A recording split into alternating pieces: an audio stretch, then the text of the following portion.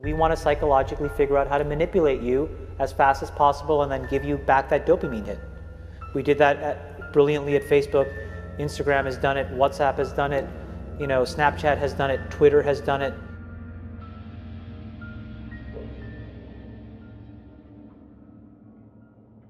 Tell us, I love that analogy you made on 60 Minutes about the slot machine. Yep. That the phone is really a slot machine, and every time people are checking, they want to get some sort of goose. I mean, it's built into our brains of variable schedule rewards. So if you pull a lever and sometimes you get a reward and sometimes you don't, sometimes you get a reward like you're invited to the Bill Maher show, and sometimes you pull your lever and you get a newsletter on an email you want to throw away, it makes it addictive. And so everything about our phone accidentally becomes a slot machine because it could be a text message from someone you love or it could be nothing.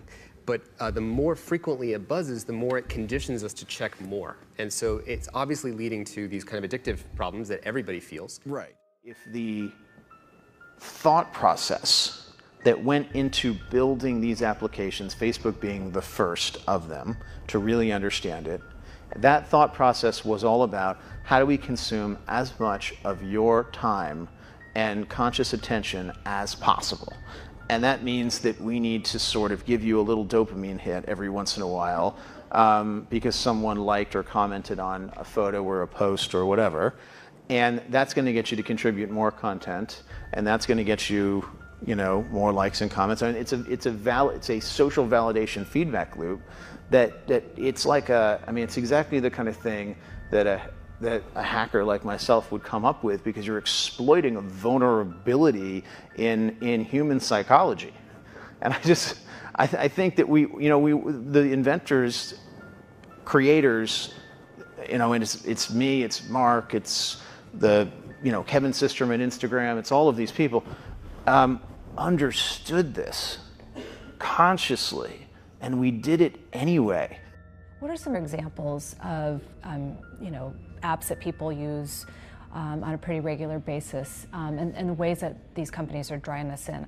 Have you noticed, if you ever log into Twitter as an example, so there's an extra delay that you don't know how long it's going to take. It's between 2 and 3 seconds, where the number of new notifications on Twitter you have. So why is that there? Well, it makes that into what's called a variable schedule reward. It's like a slot machine. So you're playing the slot machine, and there's a time delay, and in that time delay, your anticipation's building, and then you get to see how many notifications I get. And so you become more addicted to checking it again the next time. That's your real point, is that these companies, and that's what I was saying in this essay a couple of weeks ago, is that companies, just like the tobacco companies, just like food companies, it's not enough that we just like the product. We have to be addicted to it, right. And that is something kind of evil. Well, and the reason, though, that this we need you to use it as much as possible thing comes from is because of the attention economy. There's only so much attention. The attention economy, right. Because when information gets abundant, the only thing that's left is attention gets scarce, because there's only our lives to fit it inside of. So then it becomes hyper-competitive. And the reason people are stupider, to your point, is because they don't read anymore. And the reason they don't read, there's no time. Because they're doing this bullshit.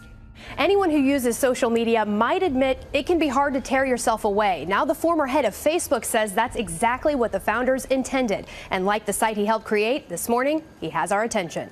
The 38-year-old mogul admits he, along with other pioneers of social media, knew what they were doing. We understood this consciously, and we did it anyway.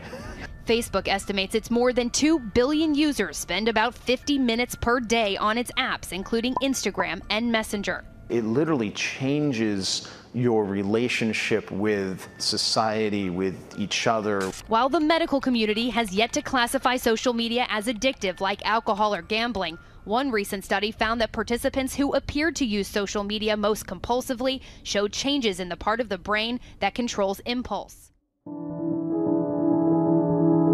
Turn it off. That's what I would say.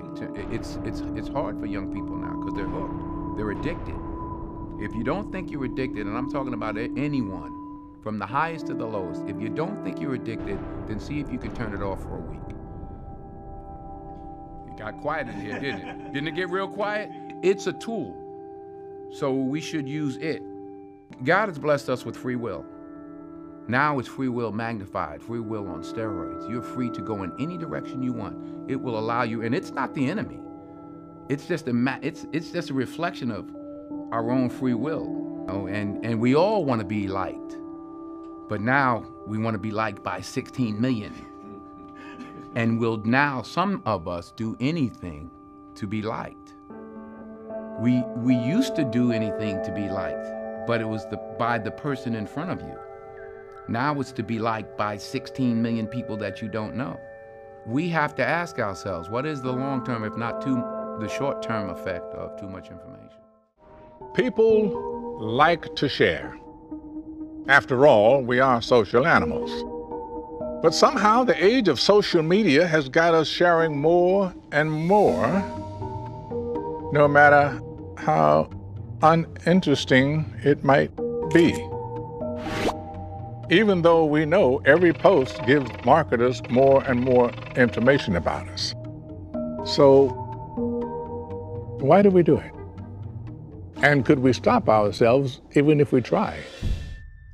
We have created tools that are ripping apart the social fabric of how society works. That is truly where we are.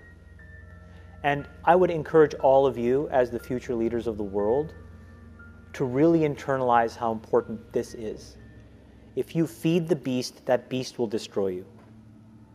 If you push back on it, we have a chance to control it and rein it in. And it is a point in time where people need to hard break from some of these tools and the things that you rely on. The short-term dopamine-driven feedback loops that we have created are destroying how society works. No civil discourse, no cooperation, misinformation, mistruth, and it's not an American problem. This is not about Russian ads. This is a global problem. Today, wherever we go, we're inevitably surrounded by fellow citizens staring into their phones, as we usually are too. So the goal is to keep us on our devices longer. Why? For any company whose business model is advertising or engagement-based advertising, meaning they care about the amount of time someone spends on the product, they make more money the more time people spend. So the game becomes, how can I throw different persuasive techniques to get people to stay, to spend as long as possible, and to come back tomorrow? Today we live in a world now where it is easy to confuse truth and popularity. And you can use money to amplify whatever you believe and get people to believe that what is popular is now truthful and what is not popular may not be truthful. And the reality is now I can take money and I can use that through all of these social media systems that exist to hundreds of millions of people, and I can convince all of Joe's friends and everybody like him of my opinion in very subtle and small ways. And he can do the same to me. We can do that about vaccines. We can do that about gay rights. We can do that about bathroom laws. We can do that about Roy Moore. And so I think the question we have to ask ourselves is, how do we live in a world where this is now possible? So how do we prevent social media from not being a delivery system for fake news? Because Hillary Clinton was out talking about this week. She said the other side was using content that was just flat out false and delivering it in a very personalized way. Yeah.